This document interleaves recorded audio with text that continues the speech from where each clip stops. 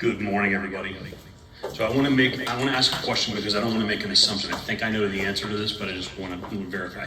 How many of you in the room are actively hiring at the moment? Raise your hand. Okay, most of the, that's what I thought. Otherwise, you probably wouldn't be here. So Christine talked a lot about our workforce numbers. We've got 12,000 more people working now than we did pre-pandemic. Unemployment rates are low, workforce numbers are good, and everybody's hiring and nobody can find the talent they need to fill those slots. One of the things, this is where the Daytona Regional Chamber plays a role in kind of bridging the connection between the numbers and data that Christine shared and the opportunities that Kelly was talking about within the school district. So the Daytona Regional Chamber in 2020 partnered with CareerSource to bring the YouScience skills assessment program to Volusia County schools.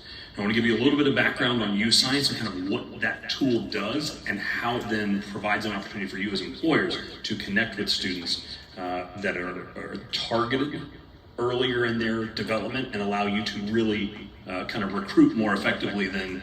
How many of you enjoy putting up a resume on Indeed and getting 100 applications and hope that like 2 are worthwhile, right? Nobody wants to do that. So here's how YouScience works. It's an aptitudes-based assessment. It does incorporate an interest component to how the students kind of explore their career pathways. But it really helps uncover what their natural abilities are. What are their innate skill sets? In my opinion, it kind of puts the horse back before the cart, so to speak, in the career exploration process. Because everybody's like, oh, what are you interested in doing? I mean, I'm going to be 50 next March. I don't know what I want to be when I grow up. Yeah. This process of uncovering these aptitudes helps drive students to in-demand careers.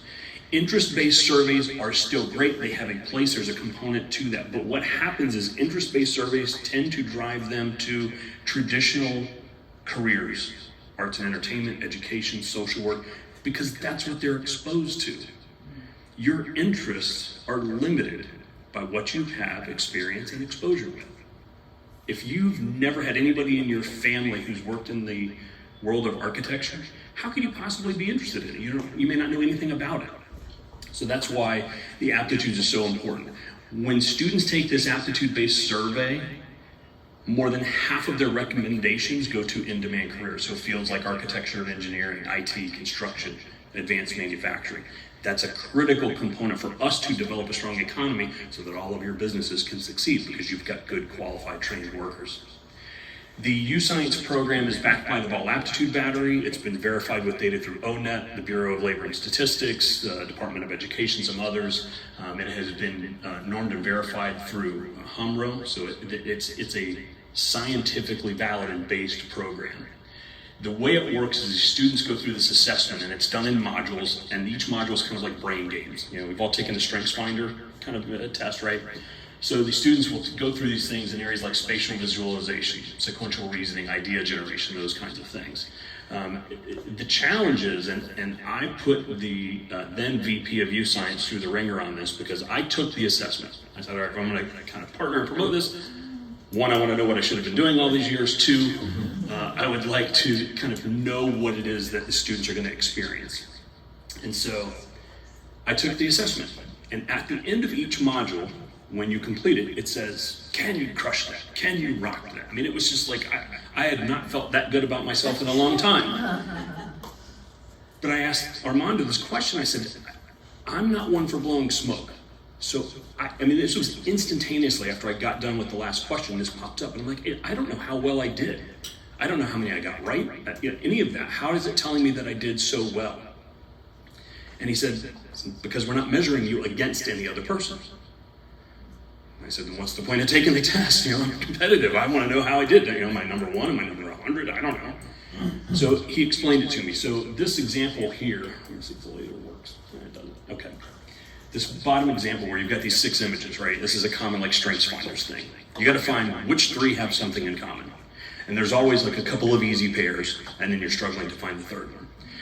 So the way Armando explained this to me is that if you have a student who gets all 3 images correct, and they do it very quickly, let's say they do it in 30 seconds, their skill sets may lend them to a career in emergency medicine. If you have an emergency room doctor, you've got a patient rolling through the doors on a gurney who's unconscious, they've got certain symptoms or displaying, whatever trauma. As an ER doctor, you have to make a decision with the limited amount of information you have and go quickly with a course of treatment. So you could have another student who gets 3 images correct, but maybe they take longer to do it. Maybe it takes them 4 minutes. So probably don't want to measure ER doc because you'll code out before anything happens. However, they might make a heck of an accountant because they want to know all the data is accurate before they advise a client. And that was when the light bulb went off for me of how this is going to help the students. It's not about one student being smarter than the other. It's they think differently. And so what we need to do is take the way they think and align that with a career path that will set them up for success.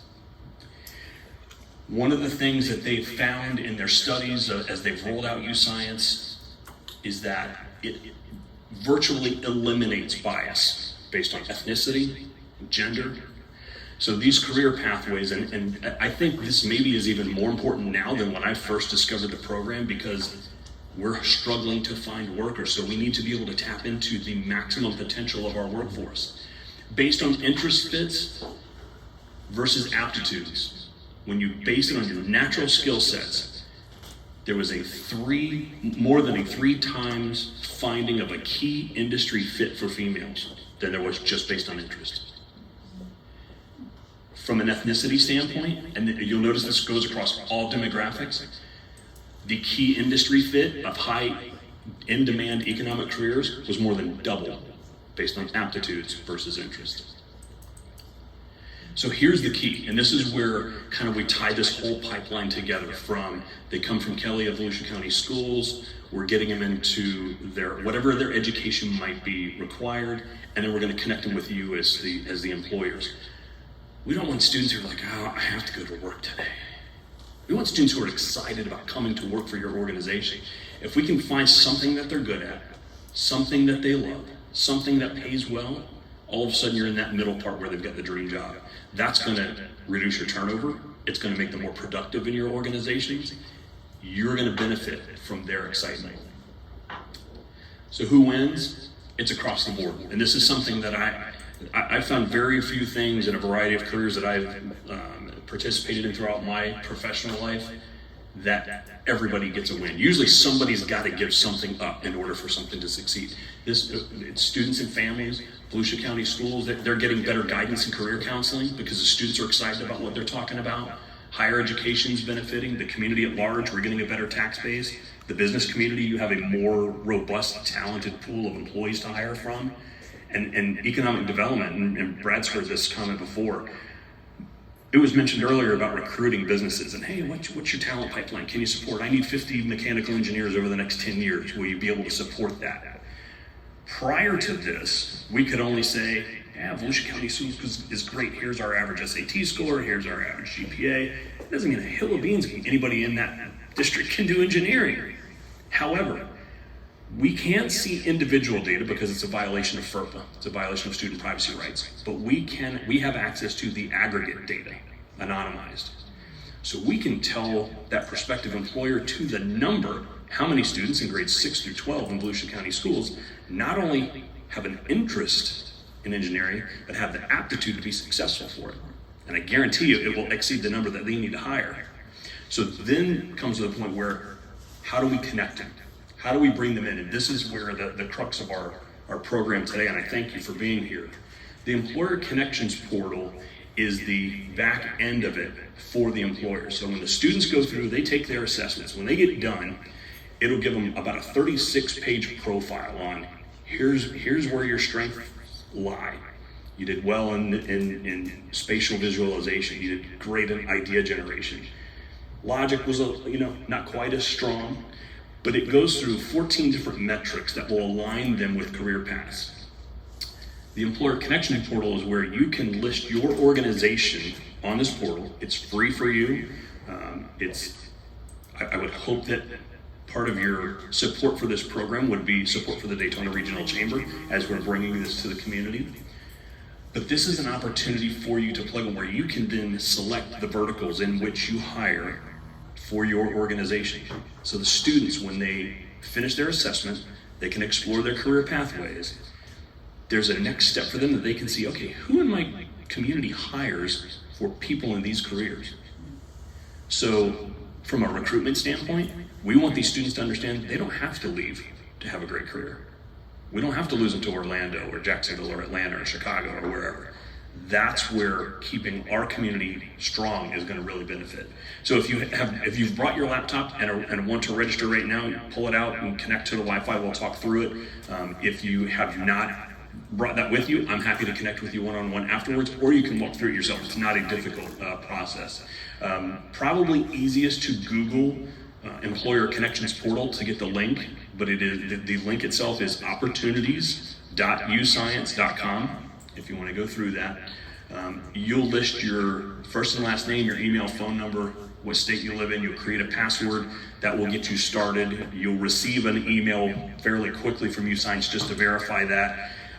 One of the things that has impressed me is they've put in protocols to make sure we don't have a bunch of just fake companies out there that are part of this. These are actual companies that the students will be able to explore. Once you get that email and verify that you are who you are, you'll start the process of signing up your organization. The first thing you can do is select the cities in which you're located. And there's no limit to how many you can select. So if you're a small business and you've got one location, great. If you're like some of we've got folks from Halifax and Advent Health here, and you've got locations in many cities throughout Volusia County, you can list all of them. The next thing you'll do is you'll choose the career areas in which you need talent. Some small businesses, you're only going to have one, and I'll show you. This is our example that I put together for the Daytona Regional Chamber, what we need. 21st century skills is what we recommend everybody selects, because that's your soft skills, your higher ability kind of things. And we talked about that, Christine at 18, not knowing the soft skills stuff, right? You need employees who know that you can't show up to work looking like your shirt pulled out of the bottom of the hamper, right? That's the 21st century skills. For the chamber, for us as business management and administration, is kind of are the most logical piece of that. But I want to show you, this is the list of the various verticals that are in the YouScience platform. Now, large organizations, you might have almost all of these. Some, you might have a couple.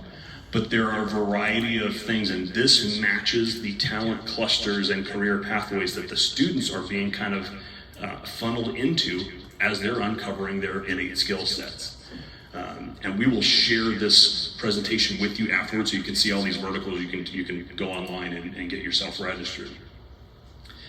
The next step is you put in your company name, select the range of employees, and it's like, I think 1 to 50, 50 to 100, 100 to 500, and up. It's not like real granular in terms of the data. You put your company website, a brief company description, and upload your logo. JPEG or PNG format is easiest. When you've done that, this will show you an example of, okay, here's kind of what it's going to look like on the Employer Connections portal. Now, I want you to take note of something. It does not list your phone number. So you are not going to receive 800 calls from students who are like, oh, I want to work at the hospital, I want to come work in economic development, and you spend your whole day taking phone calls from students, and it's not really productive of your time. What this is designed to do is to show the students, hey, here's an organization who hires and works in the field that you've shown interest and aptitude in. They can reach out to their guidance counselor, who can then talk about, hey, I'm going to ask about a job shadowing day or an internship, or can I just network with somebody to learn more about that field?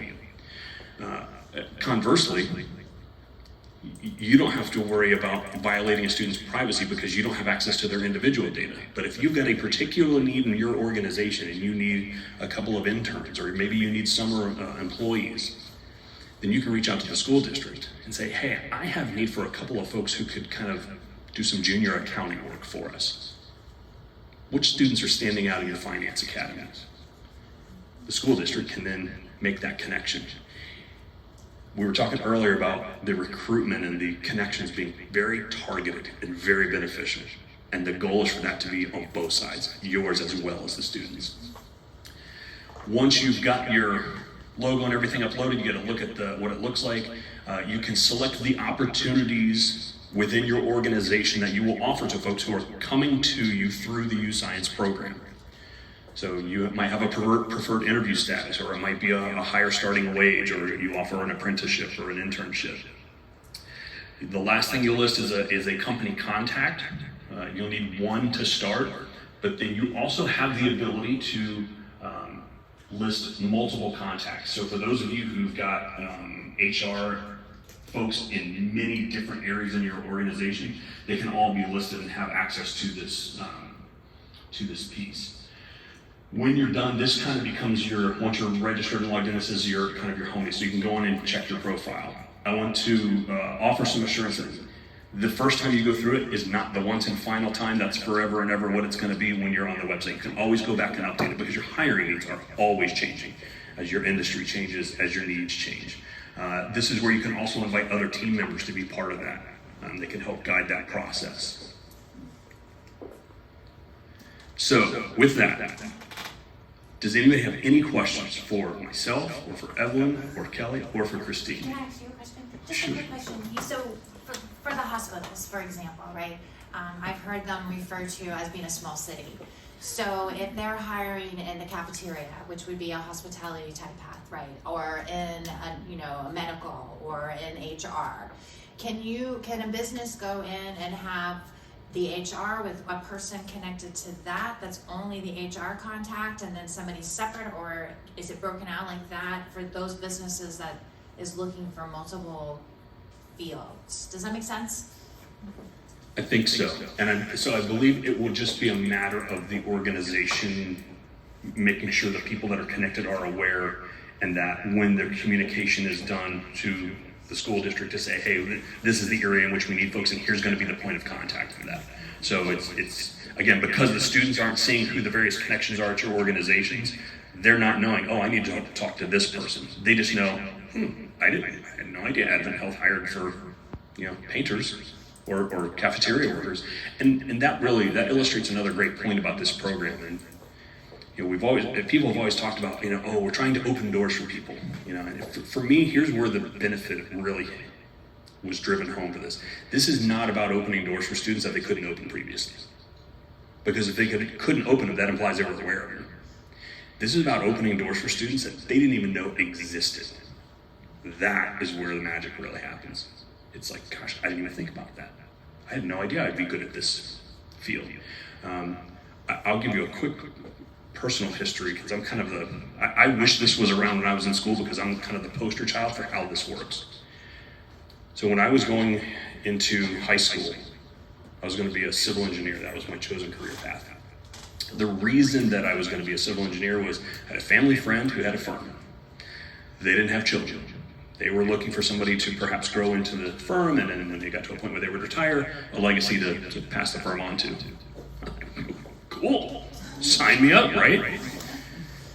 So I took drafting in high school, and I took calculus in high school. I graduated, went to Daytona Beach Community College. I took a year of physics. I took a year of chemistry. I took a year and a half of calculus. Well on my way to be a civil engineer.